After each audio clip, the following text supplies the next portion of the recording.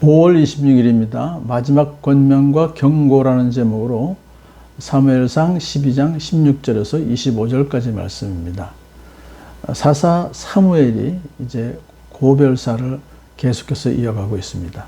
당신들은 그대로 서서 주님께서 이제 곧 하실 큰 일을 눈으로 직접 보십시오 라고 하면서 그 큰 일이라는 것은 무엇이냐면은 지금은 밀을 거두어 드리는 추수 때이기 때문에 비가 오거나 천둥이 치지 않습니다. 그렇지만은 그렇더라도 내가 주님께 기도하면 주님께서 천둥을 일으키시고 비를 내리실 것입니다. 참 이건 기상이변을 주님께서 일으키신다는 거죠. 만일 그런 일이 정말로 일어난다면 여러분들이 왕을 요구한 것이 주님께서 보시기에 얼마나 큰 죄악인지를 밝히 알게 될 것입니다.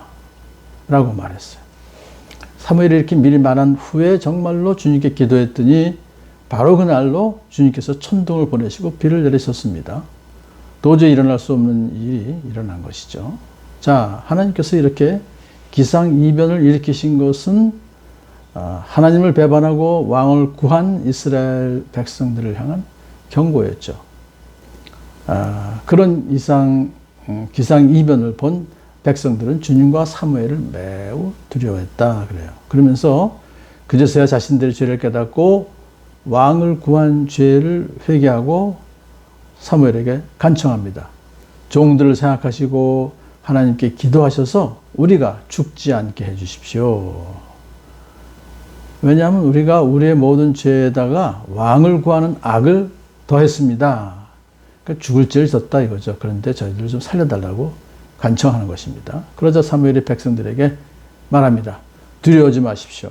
당신들이 이 모든 악행을 저지른 것은 사실이지만 이제부터는 주님을 따르는 길에서 벗어나지 말고 마음을 다 바쳐 주님을 섬기십시오. 사무엘은 두려워하고 있는 백성들을 이렇게 위로하고 그들에게 살 길을 제시해 주는 것이죠.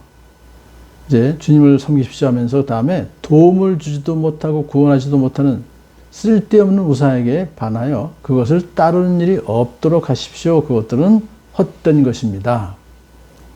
그러니까 이스라엘 백성들이 그동안 이 우상들을, 이방의 우상들을 많이 따랐다는 얘기죠. 그걸 하나님께서 아시고 이제 벌을 내리시는 건데, 하여튼 이스라엘 백성들이 그 우상을 따랐던 그 이유는 경제적, 정치적인 어떤 뭔가 이익을 좀 보기 위해서 그랬던 것이지만 오히려 우상들이 그런 걸 해결해 주지 못하고 오히려 참 핍박이나 받고 불이익이나 당했죠. 그래서 우상을 따르지 말라라고 강하게 권면한 것입니다. 그런데 주님께서는 당신들을 기꺼이 자기 백성으로 삼아 도와주기로 하셨기 때문에 주님께서는 자기의 귀한 명예를 지키시기 위해서라도 자기의 백성을 버리지 않으실 것입니다. 굉장히 그들에게는 큰 위로가 되는 말씀입니다. 여기서 사무엘이 이제 말한 것은 하나님께서 이스라엘 백성을 많은 민족들 중에서 특별히 선택하셨다는 거예요. 하나님의 백성으로. 그 신명기 7장 6절 이하에 나오죠. 모세가 이렇게 말했습니다. 당신들은 당신들이 하나님의 거룩한 백성이요.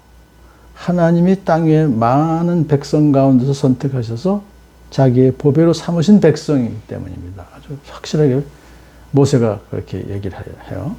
주님께서 당신들을 선택하신 것은 당신들이 다른 민족보다 수가 많아서가 아니고 오히려 당신들은 모든 민족 가운데서 수가 가장 적은 민족입니다. 그런데 하나님께서 여러분을 선택하신 것은 여러분의 조상 아브라함과의 언약을 지키시기 위해서입니다. 그런 거예요.